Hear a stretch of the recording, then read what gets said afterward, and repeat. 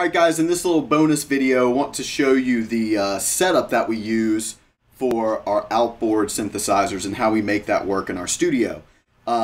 We talked about in some of the other videos kind of soft synths versus hardware synthesizers. We prefer analog synthesizers in our music, and I think a lot of people are kind of afraid of them and don't think that they can use them in their studio, but it's very, very simple. You don't have to have a fancy studio to use an outboard synthesizer. There's essentially two parts, keyboard and then the sound module.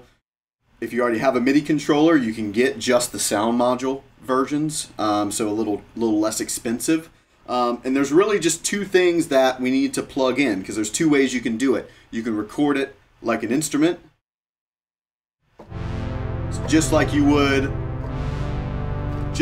a guitar. You're just taking audio signal out left and right into left and right on your interface. We use an Apollo. It has two inputs on the front.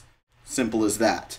The other connection that we use is a USB cable. So that's sending MIDI data to and from the computer, and you'll find out why. So we're not very accomplished keyboard players, so what this allows us to do is it allows us to use this as a MIDI controller to play our part, edit the MIDI in Logic, and then send it back to the sound module and print that sound. It's real simple. I'll let Christian here show you how he does it. Cool. So right now I just have a basic Logic piano pulled up, and as you can see, Logic is getting the Prophet's MIDI signal. So that's all good. So I'm going to delete that. So right here I have a stereo track with input 1 and 2 selected, and that's where a synth is plugged in. So right now you can hear it, but I want to record the part I want to play in MIDI and then print it back so I can quantize it and do whatever I want with it. So what I'm going to do is create a new external MIDI track, and I'm going to set the output to it to Prophet 6. You can do all ports. So now what this is going to do is record, so capture and send MIDI data coming from the Prophet's USB MIDI. So what I'm going to do here, now that this is record armed and so is the other one, I'm just going to kind of play in a part.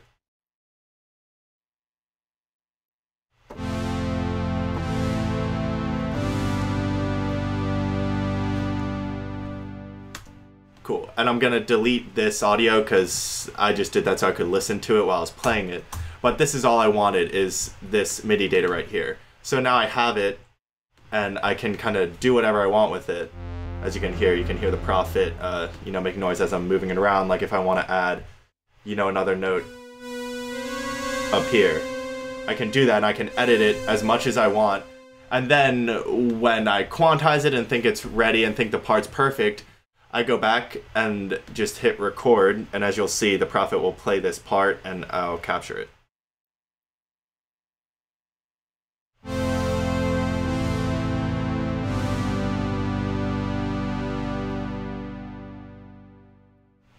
So pretty cool. I just print that part like that, and another cool thing that it allows me to do is kind of mess with the filters on it. So if I want to do a filter sweep on it, on a part, or maybe like through the verse have a filter or the attack or something getting longer as I'm moving through the part, I can just record it and then physically on the Prophet move the cutoff just like you would automate a plugin.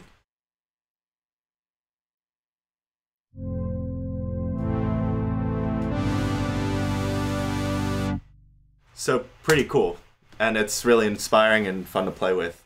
But as you can see, it's super easy to do. So there you have it, guys. That's how we use or set up our analog synths. And you don't have to be, so the takeaway is you don't have to be a keyboard player. You can essentially just use it as a module and send MIDI data to it. And it just sounds great. So thanks for watching.